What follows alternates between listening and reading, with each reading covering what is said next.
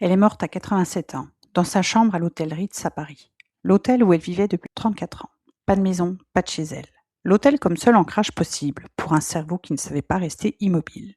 Et la veille de sa mort, le 9 janvier 1971, elle travaillait encore. Elle préparait sa prochaine collection et elle avait convoqué son assistante. Elle avait des idées, des corrections à faire, des choses à changer.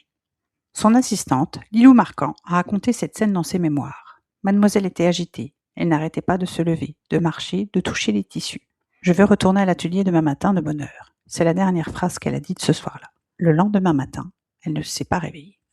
Son nom, Gabrielle Bonheur Chanel, que le monde entier connaît sous le nom de Coco Chanel. La femme qui a libéré les femmes de leur corset, qui a inventé le tailleur, la petite robe noire, le parfum Chanel numéro 5 qui a révolutionné la mode du XXe siècle, pas une fois, mais deux. Et qui, jusqu'à son dernier souffle, ne pouvait pas s'arrêter. Bienvenue dans Maman à Maman, au cœur du TDAH, le podcast d'Émilie Châtelain. Aujourd'hui, je lance une série qui me tient profondément à cœur. 5 épisodes, 5 femmes extraordinaires. Coco Chanel, Marie Curie, Agatha Christie, Joséphine Baker, Geneviève de Gaulle. Et pour chacune, une question. Et si elles avaient eu le TDAH ? Je te préviens tout de suite, je ne suis pas médecin, je ne vais pas diagnostiquer des femmes qui ne sont plus là pour répondre. Ce que je vais faire, c'est regarder leur vie à travers le prisme du TDAH, observer des traits, les reconnaître et te montrer quelque chose d'important sur le cerveau de ton enfant. Commençons par Coco Chanel, la plus grande, la plus mystérieuse et peut-être la plus TDAH de toutes. Pour comprendre Coco Chanel, il faut commencer par Gabrielle.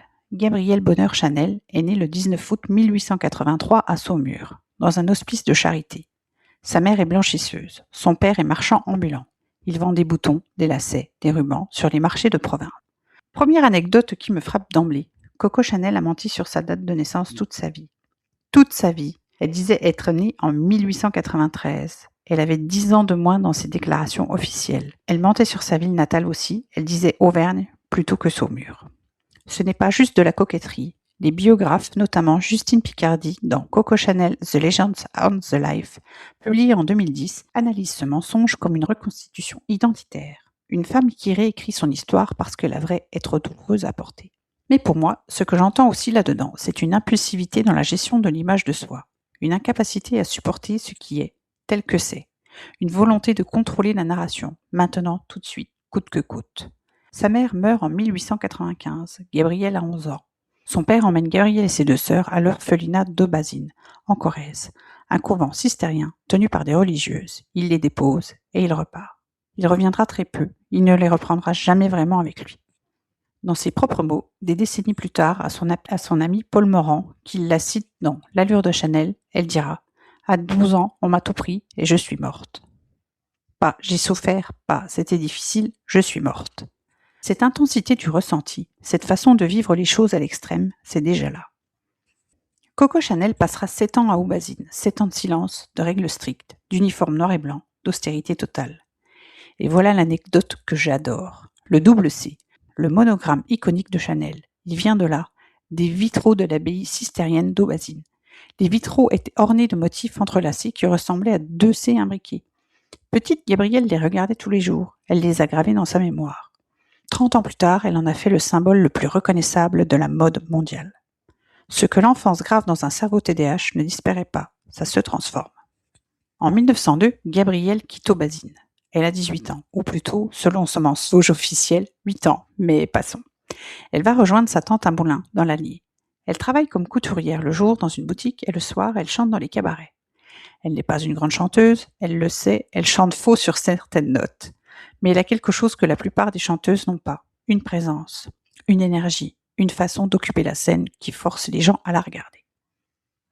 Elle chante 2 chansons en boucle, Qui a vu Coco dans le Trocadéro et Coco qui rit et Cocorico. Le public lui crie Coco pour réclamer ses chansons. Le surnom reste, Gabrielle devient Coco, pour toujours. C'est à Moulins qu'elle rencontre Étienne Balsan, un homme riche, éleveur de chevaux, héritier d'une fortune textile. Il l'invite à venir vivre dans son château de Royalieu, près de Compiègne. Elle accepte sans réfléchir, sans calculer, sans plan. En 1906, une femme de sa condition sociale qui s'installe chez un homme riche sans être mariée, c'est un scandale absolu pour l'époque. Elle n'en a rien à faire. Ce trait, prendre des décisions grandes et rapides, sans peser le pour et le contre, sans anticiper les conséquences sociales, c'est de l'impulsivité. Pas de la stupidité, pas de l'inconscience, de l'impulsivité. Le cerveau TDAH agit d'abord, réfléchit ensuite. Parfois, ça crée des catastrophes. Parfois, ça crée des empires. Pour Coco, ça crée un empire. Parce que c'est là, à Royal-Lieu, qu'elle commence à coudre ses propres chapeaux, à emprunter les vêtements des hommes de l'écurie, les pantalons, les jerseys, les casquettes, à inventer, sans le savoir, un style qui allait révolutionner la mode. Comparaison avec aujourd'hui, si Gabrielle avait eu 18 ans maintenant, avec ce niveau d'impulsivité, cette incapacité à suivre un chemin tracé, cette façon de prendre des décisions qui choquent tout le monde, on lui aurait peut-être suggéré une thérapie, un bilan, une médication. Et peut-être que ça l'aurait aidé à moins souffrir. Et peut-être aussi que ça aurait été modéré exactement ce qui a fait d'elle ce qu'elle est devenue. Je ne sais pas, personne ne sait, c'est la question que je pose dans toute cette série. À Royal-Lieu, Coco rencontre Arthur Capel, tout le monde l'appelle Boy. Boy Capel est beau, intelligent, riche, ambitieux, fils d'un homme d'affaires anglais, passionné de polo, lecteur de Kipling et de philosophie bouddhiste. Et il croit en Coco, vraiment, il est le premier, et peut-être le seul, à la voir telle qu'elle est, pas la chanteuse de cabaret, pas la maîtresse de Balsan, pas l'orpheline de Corrèze, mais quelqu'un qui va faire quelque chose de grand. Il finance sa première boutique de chapeaux, rue Cambon, à Paris, en 1910. Et Coco tombe amoureuse, totalement, absolument, sans retenue. Cette façon d'aimer, sans mesure, sans distance, tout ou rien, c'est un trait TDAH. La dysrégulation émotionnelle ne concerne pas que la colère ou la tristesse. Elle concerne aussi l'amour, l'attachement, l'intensité des liens affectifs. Les personnes TDAH ne tombent pas amoureuses à moitié, elles tombent entières. Boy Capel n'est pas fidèle, il la trompe, il épouse une aristocrate anglaise en 1918, Dorothy Wyndham, pour la position sociale, pour l'héritière. Coco reste, elle l'aime quand même, elle accepte l'inacceptable, cette tolérance paradoxale, s'accrocher à quelqu'un qui fait mal, et aussi très présente dans les profils TDAH, liés à la peur de l'abandon et à la dysrégulation émotionnelle. Le 22 décembre 1919, Boy Capel meurt dans un accident de voiture sur la route de Cannes. Un pneu qui éclate, la voiture dans un ravin. Il a 37 ans. Coco apprend la nouvelle au milieu de la nuit. Elle se fait conduire immédiatement sur les lieux de l'accident. Des heures de route, elle est restée là, dans la nuit froide de décembre, devant la voiture calcinée. Cette scène, ce besoin d'aller sur les lieux physiquement, immédiatement, quoi qu'il en coûte, c'est de l'impulsivité dans le deuil. L'impossibilité de rester immobile face à l'insupportable. Dans une lettre à une amie, elle écrit « J'ai tout perdu quand j'ai perdu Boy. Ce qui m'a pris en mourant, c'est moi. » Et voilà ce qui se passe ensuite. Voilà l'anecdote qui me touche le plus. Coco Chanel est dévastée et elle fait quelque chose de stupéfiant. Et elle habille Paris en noir, pour son deuil à elle. Elle crée la petite robe noire, en 1926. Une robe simple, élégante, sobre, sans ornement excessif, sans couleur qui distrait. Le magazine Vogue américain, en 1926, publie un dessin de la petite robe noire et la compare à la Ford T, une sorte d'uniforme pour toutes les femmes de goût. Elle a transformé sa douleur en révolution. Le rebond par la création. Après l'effondrement émotionnel total, c'est un pattern que je reconnais chez beaucoup de personnes TDAH. Le travail comme régulation, comme survie, comme façon de mettre l'émotion quelque part. Je peux te raconter la naissance du parfum le plus vendu de l'histoire, parce que c'est une histoire d'impulsivité pure. En 1920, Coco Chanel rencontre Ernest Beau, un chimiste russo-français qui a travaillé pour le Tsar. Elle lui demande de créer un parfum. Pas un parfum de fleurs comme toutes les autres, quelque chose d'artificiel, d'abstrait. Un parfum de femme avec l'odeur d'une femme, dit-elle. Ernest Beau lui présente une série de flacons numérotés, les essais 1, 2, 3, 4, 5 et plusieurs autres. Coco les renifle et elle choisit le numéro 5. Pourquoi le 5 ? Elle dit simplement « J'aime le chiffre 5, c'est mon chiffre ». Pas de grandes explications, pas de test de marché, pas de focus group, une impulsion, un feeling et c'est le numéro 5. Chanel numéro 5 est aujourd'hui le parfum le plus vendu au monde depuis plus d'un siècle, une décision prise en quelques secondes sur une intuition. Aujourd'hui, si un enfant TDAH prenait une décision aussi importante, aussi vite, sans analyse, juste sur un feeling, on lui dirait d'y réfléchir, de prendre le temps, de peser le pour et le contre. Coco Chanel n'a pas pesé, et le numéro 5 a changé l'histoire de la parfumerie mondiale. Je ne dis pas que l'impulsivité est toujours de bonnes choses. Je dis qu'elle n'est pas toujours une mauvaise chose non plus. Je vais être transparente avec toi, et je le répète encore une fois parce que c'est important. Je ne suis pas médecin, je ne diagnostique pas Coco Chanel. Ce trouble n'était pas reconnu de son vivant, et même si ça l'avait été, elle n'est plus là pour confirmer ou infirmer quoi que ce soit. Ce que je fais, c'est regarder sa vie à travers le prisme du TDAH, observer les traits, les nommer, et te demander « et si ?» Alors voilà ce que j'observe. Le travail comme seule régulation. Une étude psychanalytique publiée sur ResearchGate en 2023, consacrée à la psychologie de Chanel, décrit le travail comme son antidépresseur et régulateur d'estime de soi. Ce n'est pas de la passion professionnelle ordinaire, c'est un cerveau qui a besoin de stimulation constante pour ne pas s'effondrer. Un cerveau TDAH en sous-stimulation souffre. Le travail était sa perfusion. L'impulsivité des grandes décisions. Fermer sa maison de couture du jour au lendemain, en 1939, parce que la guerre commençait et qu'elle avait décidé seule que c'était fini, la réouvrir en 1954 à 71 ans parce qu'elle s'ennuyait, choisir le numéro 5 en quelques secondes, s'installer chez Balsan sans être mariée, chaque grande décision de sa vie a été prise vite, seule, sans consultation. La sensibilité au rejet. Ses proches décrivent une femme hypersensible à l'inattention. Si quelqu'un ne l'écoutait pas vraiment pendant une conversation, elle le sentait immédiatement et réagissait fortement, ce qu'on appelle aujourd'hui RSD, Rejection Sensitive Dysphoria. La dysphorie de rejet sensitif est un trait TDAH reconnu et l'un des plus douloureux. Hyperactivité jusqu'au bout.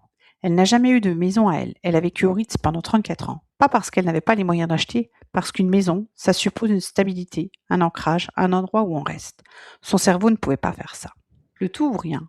Ses collections étaient des révolutions, pas des ajustements. Ses relations étaient totales, ses ruptures définitives, ses colères absolues. Elle pouvait renvoyer quelqu'un le matin et le rappeler l'après-midi. Ce fonctionnement de tout ou rien, l'engagement absolu ou l'absence totale, c'est très TDAH. Comparaison avec aujourd'hui. Si Gabrielle avait été une enfant d'aujourd'hui, à l'école primaire, dans une classe ordinaire, avec ce niveau d'intensité émotionnelle, cette impulsivité, cette incapacité à suivre les règles qui ne lui semblaient pas logiques, on aurait peut-être appelé ses parents, on aurait parlé de comportements difficiles, de manque de contrôle, de besoin d'encadrement renforcé. Et cette petite fille, elle est au Ritz, à 87 ans, encore en train de préparer sa prochaine collection. Je veux te parler du retour en 1954, parce que c'est peut-être l'acte le plus TDAH de toute sa vie. En 1939, Chanel ferme sa maison de couture. La guerre, les circonstances. Elle s'installe en Suisse pendant plusieurs années, dans une sorte d'exil doré, mais un exil quand même. Et puis, en 1954, elle a 71 ans, elle annonce qu'elle réouvre. Le milieu de la mode parisien ricane. Qui va revenir à 71 ans après 15 ans d'absence Dior règne, Balenciaga règne, le New Look a tout effacé. C'est fini, Chanel, c'est vieux, Chanel. La presse française est assassine. Carmel Snow, rédactrice en chef de Harper Bazaar Paris, écrit que la collection est un désastre décevant. Coco Chanel n'entend pas. Ou plutôt, elle entend, elle souffre, et ça ne l'arrête pas. Elle continue, elle crée, elle impose son tailleur, sa chaîne dorée, ses boutons dorés, ses chaussures bicolores. Et la presse américaine, elle adore. Time Magazine, Vogue américain, Life Magazine. Les femmes américaines se précipitent.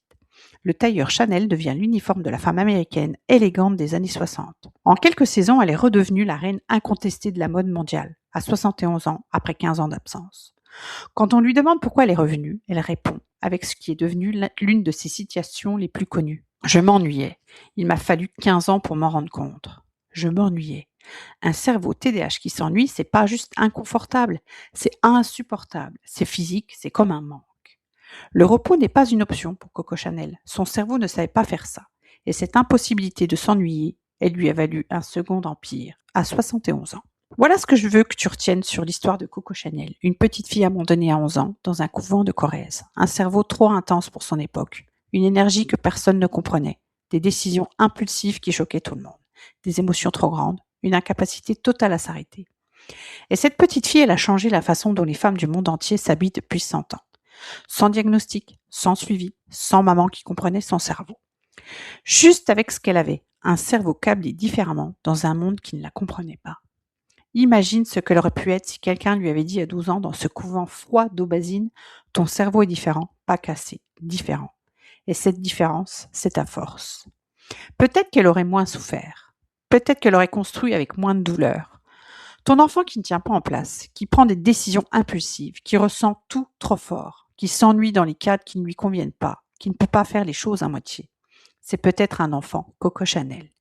Et toi, en cherchant à comprendre son cerveau, en écoutant ce podcast à l'heure où tu pourrais faire autre chose, tu lui donnes exactement ce que Coco Chanel n'a jamais eu. Quelqu'un qui dit « je te vois », quelqu'un qui dit « je comprends ». Quelqu'un qui ne lâche pas. Dans les prochains épisodes, je vais continuer à explorer cette question avec 4 autres femmes extraordinaires. Marie Curie, qui ne pouvait pas s'arrêter de chercher, qui a passé 4 ans dans un hangar non chauffé à traiter des tonnes de minerais à main nue. Ces carnets de laboratoire sont encore tellement radioactifs aujourd'hui que les chercheurs doivent signer une décharge pour les consulter. Agatha Christie, la femme la plus lue du monde après la Bible et Shakespeare, qui a disparu pendant 11 jours en 1926, retrouvée dans un hôtel du Yorkshire sous un faux nom. Elle ne se souvenait de rien. Joséphine Baker, qui dansait sur les plus grandes scènes du monde le soir et transmettait des messages secrets pour la résistance française le matin, avec un léopard en laisse sur les Champs-Élysées entre les deux. Geneviève de Gaulle, qui à 20 ans a rejoint la résistance, a survécu à Ravensbrück et s'est battue pour les plus pauvres pendant 50 ans sans jamais ralentir, jusqu'à 81 ans, encore au travail. 5 femmes, 5 cerveaux, une question pour chacune. Abonne-toi pour ne pas rater la suite. Laisse-moi 5 étoiles sur Apple Podcast, ça prend 30 secondes, c'est gratuit et ça change tout pour un podcast indépendant. Rejoins-moi sur ma communauté sur Circle Mind, je te mets le lien dans les notes de l'épisode. À très vite!